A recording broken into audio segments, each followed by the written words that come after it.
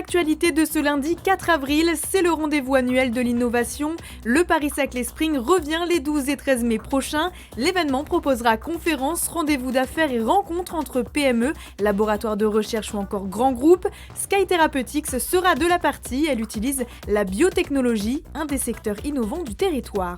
Organisé par l'assurance maladie à destination des 18-25 ans, l'Escape Games Sortez Amélie Delat a pris place pour la première fois sur le territoire. Vendredi 1er avril, la CPAM a organisé 8 sessions à la maison de l'étudiant de l'Université de Versailles-Saint-Quentin en Yvelines, au programme prévention et information. Et puis ils ont lancé leur activité professionnelle via les réseaux sociaux. Pour ce nouveau dossier de la semaine, la rédaction s'est penchée sur les influenceurs yvelinois. Le premier volet est consacré à Nina, diététicienne à son compte depuis 2 ans. C'est une start-up à la pointe de la biotechnologie. Sky Therapeutics développe un traitement pour la myopathie de Duchenne, une dégénération des muscles chez l'homme. Une entreprise créée en 2015 et incubée à la faculté de médecine de l'Université Versailles-Saint-Quentin. Et les recherches commencent à aboutir.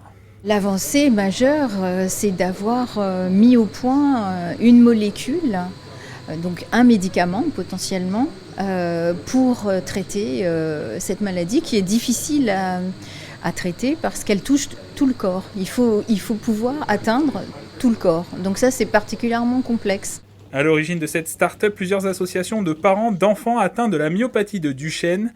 À leur côté, le docteur Luis Garcia, directeur de recherche au CNRS. Il travaille depuis une vingtaine d'années sur ce sujet. J'ai commencé par faire de la thérapie génique, il y a une quinzaine d'années, vingtaine d'années. Et puis en parallèle de cette thérapie génique, on a travaillé avec des chimistes. Au fil du temps, en comparant les efficacités, on s'est rendu compte que la solution chimique n'était pas aussi mauvaise qu'on pouvait l'anticiper, et que même elle est très prometteuse. Et nous avons développé cet axe jusqu'à aujourd'hui être en mesure de proposer un essai clinique dans les mois qui viennent. Les essais devraient commencer à l'automne 2022, l'aboutissement d'un long travail de recherche devenu concret avec la création de Sky Therapeutics. Un exemple dans la filière de la biotechnologie sur le territoire de Paris-Saclay. La filière santé à Paris-Saclay, c'est à peu près 40% des startups qui y naissent et qui s'y développent. Voilà, elle illustre bien aussi cette excellence sur l'industrie santé biotechnologie. Et puis elle est incubée, hébergée ici au sein de l'UFR Simone Veil, qui est la faculté de médecine de l'UVSQ et donc de l'université Paris-Saclay. Donc voilà, c'est une très belle illustration du parcours d'une entreprise qui naît ici et qui se développe ici dans un de nos 47 lieux d'innovation. Et plusieurs lieux d'innovation du pôle Paris-Saclay seront à découvrir le 12 et 13 mai prochain durant l'événement Spring Paris-Saclay. Un premier salon du livre a pris place ce week-end au Vélodrome national de Saint-Quentin en Yvelines. Thème de cette première édition, les visionnaires. Objectif, mettre en lumière près de 90 auteurs d'essais, de fiction, de romans jeunesse et young adultes qui interrogent le monde de demain. L'événement a permis de décerner un prix littéraire. C'est l'auteur canadien Michael Christie qui a obtenu la récompense pour son livre Lorsque le dernier arbre. L'événement continue en ligne jusqu'au 8 avril. Plus d'informations sur saintquentinenyvelines.fr. Retour également sur ce premier salon du livre de Saint-Quentin en Yvelines demain dans votre magazine culturel avec une émission spéciale consacrée à l'événement. Qu'est-ce que ça veut dire l'entrepreneuriat? Quand on travaille dans l'entrepreneuriat, qu'est-ce que ça veut dire? Annabelle Roberts est à la tête de son entreprise, une bibliothèque de formation depuis 10 ans. Ce matin, cette Canadienne n'échange pas avec ses collaborateurs ou des futurs clients. L'audience, une classe de terminale STMG. Pour moi, on ne peut pas apprendre sans échouer. Et donc, en France, on n'a ni le droit d'échouer, ni le droit de réussir non plus. Parce que si on a réussi et on gagne beaucoup d'argent, il faut le cacher, il ne faut pas en parler. Donc, pour moi, c'est important que ces gens entendent et voient quelqu'un qui a fait un parcours atypique, qui n'a pas fait une grande école, mais qui a quand même pu réussir sur un chemin parallèle. Annabelle Roberts participe aux semaines de sensibilisation des jeunes à l'entrepreneuriat. C'est la 3e année que l'établissement Saint-Cyrien accueille un professionnel. Sortir du cours, mais en restant dans nos locaux, parce que nos élèves aiment bien être rassurés et dans une zone de confort qu'ils connaissent, mais les faire partir en restant ici en fait et leur faire découvrir que à côté de chez eux il y a des millions de personnes qui ont des talents et qu'il faut les rencontrer pour qu'ils puissent eux aussi en développer. Ça nous a appris beaucoup de choses, comment entreprendre, avoir confiance en nous et c'est une très bonne intervenante parce que Elle nous a partagé beaucoup de choses, comme elle a entrepris sans avoir peur. J'ai appris plein de choses.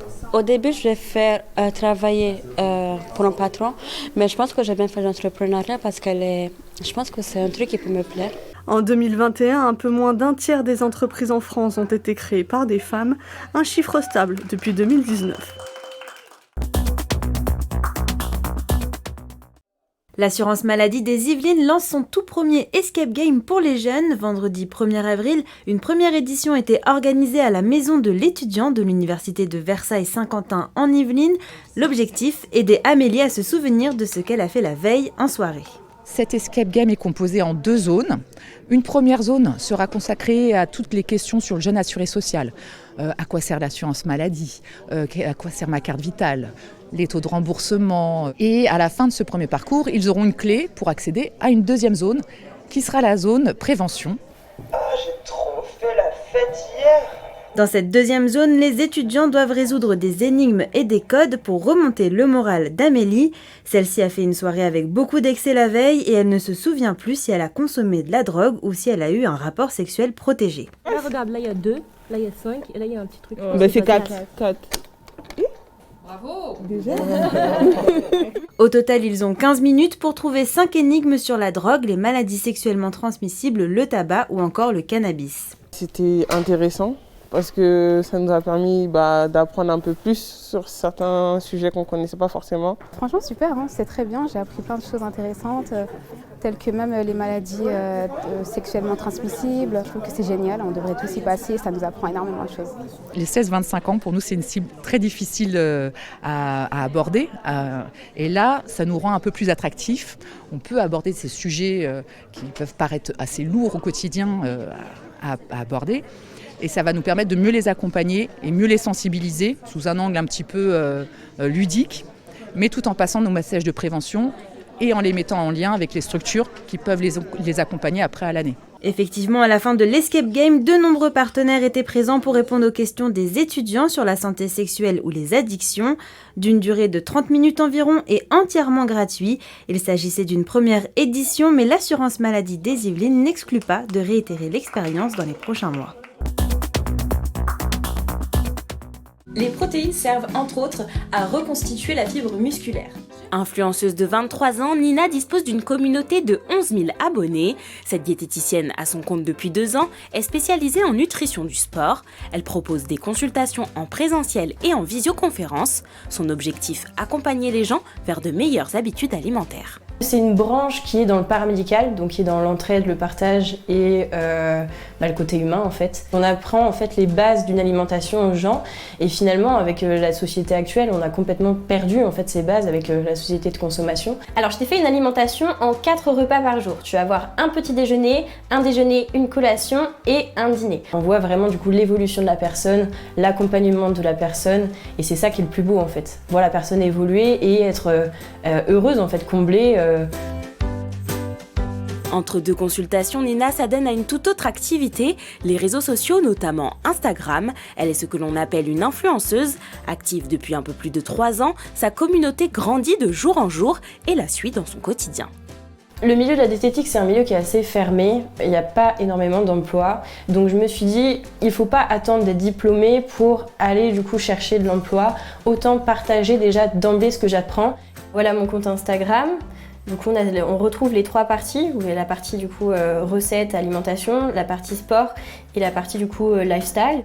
Donc là, c'est les fameuses stories où je partage voilà, le lifestyle, là que j'étais en train d'aller travailler, là ce que je mange, voilà, qui permet du coup aux gens de savoir à peu près comment du coup équilibrer l'alimentation, etc. C'est plus au niveau des consultations que je gagne ma vie. La partie du coup rémunération par publicité Instagram sur par exemple une marque de chaussures, une marque de vêtements, etc. C'est quand même un peu plus compliqué de gagner sa vie foncièrement avec ça quoi. Hello les amis, j'espère que vous allez bien. Aujourd'hui, je vous annonce du coup qu'on va lancer un FAQ. N'hésitez pas à me poser toutes les questions que vous avez sur l'alimentation, sur le sport, sur le bien-être, sur mon parcours, sur ce que je propose en tant que diététicienne. Je cherche à partager du coup la notion que la diététique, la nutrition, la bonne alimentation, l'alimentation saine, c'est pas aussi compliqué que ça en a l'air Et justement, normaliser les choses et passer du coup par ces réseaux sociaux, c'est déjà une première porte avant tout ce qui est les journaux, la télévision, etc. Un second métier qui n'a pas que des avantages. C'est quand même du travail, c'est-à-dire qu'on doit être assez régulier, on doit poster régulièrement, que ça soit du coup les posts, les vidéos, les stories, donc c'est un travail de tous les jours. C'est-à-dire que même si on part en vacances, on pense à ce qu'on va poster et on va prendre un café, tiens, prends-moi en photo. Donc c'est vrai que c'est une partie du coup, c'est dans notre quotidien, quoi. À 23 ans, cette double casquette profite pleinement à Nina, ses patients et ceux qui la suivent sur les réseaux sociaux. Elle compte bien développer encore plus ces deux activités complémentaires dans les années à venir.